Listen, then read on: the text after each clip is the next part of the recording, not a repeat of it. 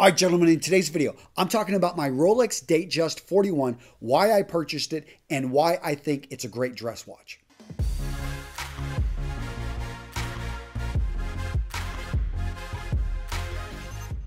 So why did I buy the Datejust? I already have a couple Rolexes. I've shown you guys before my Yachtmaster. Absolutely love this watch. And I've shown you all the Explorer. But why did I buy the Datejust? Because it was actually on my list of the 3 Rolexes that I wanted to own.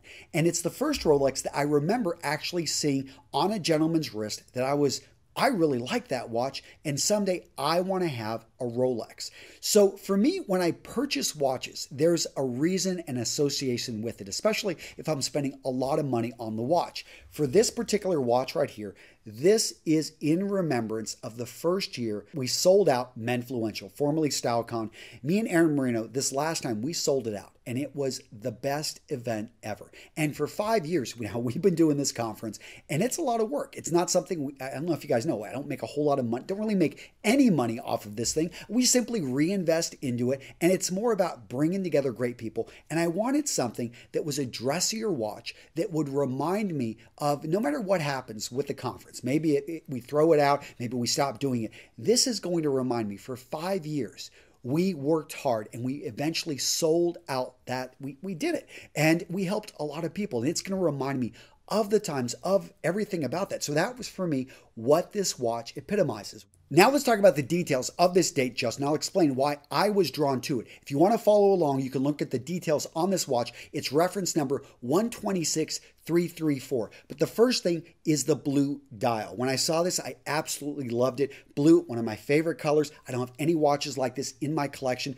And it wasn't like an over-the-top. It wasn't an outlandish blue. It was a very muted blue. So when I saw this, I'm like, this would work in my wardrobe. I've got a number of blue jackets. I've got a number of items. They're going to work with blue. Now, speaking of color, let's go ahead and talk about the metal that this watch is made from. This is from their Rolex, which is actually a mix of the white gold along with the oyster steel. It's unique to Rolex. I really like the combination. You get the best of both properties. You've got a little bit of the luster with a lot of the strength of the steel. But what's interesting is when I started doing research about the Datejust, I really liked the fact that Martin Luther King had a Datejust. He had this gold Datejust, which you can spot in pictures throughout history. And I just love it. He was meeting with Lyndon Johnson. He's wearing the gold Datejust. He's eating with his family. He's wearing this gold Datejust. But for me to wear a gold Datejust, I just felt like, nah, that's too much over the top. Gold is for a guy that has warm tones. I've got cooler tones. All of my metals, from my wedding ring to most of the watches I choose, they're all going to be silver. But I was like, how can I bring in gold to my watch? And I was able to do it with actually this choice of steel. So there were 2 details on this watch that I did not expect to like, but when I saw this watch in person,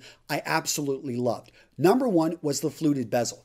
I didn't know what to think about it when I saw it online, but when I saw it in person, I thought it worked perfect for the watch, especially with the Jubilee bracelet. Now, like I said, I already had 2 watches, and both of my other watches have the oyster bracelet, but I went ahead and went with the Jubilee on this one. Now, overall, the fluted bezel mixed with the Jubilee bracelet, it's the smaller details. It's a little bit more flash, so I am going to say that this watch probably grabs a little bit more attention, but I absolutely love the overall combination and the look. Now, other details about this watch, it comes with a new, incredibly precise 32-35 movement. It's got a 70-hour power reserve. It's water resistant down to 100 meters, and it's got that sapphire glass right there on the front. Just a very tough watch that looks great. I absolutely love it.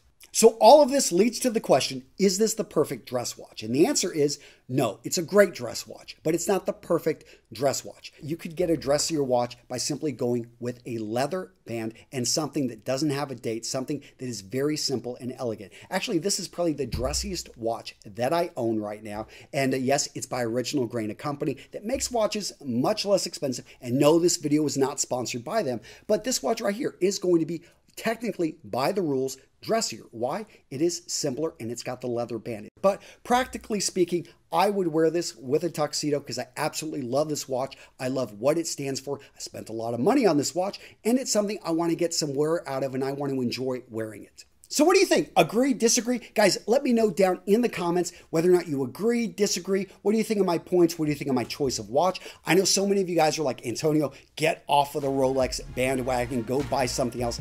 I have bought my 3 and now I am moving on to other brands. I've got a lot of other watches that I want to pick up, but I would love to hear from you guys down in the comments what watches you would recommend, what your idea of the perfect dress watch is. And that's it, guys. Take care.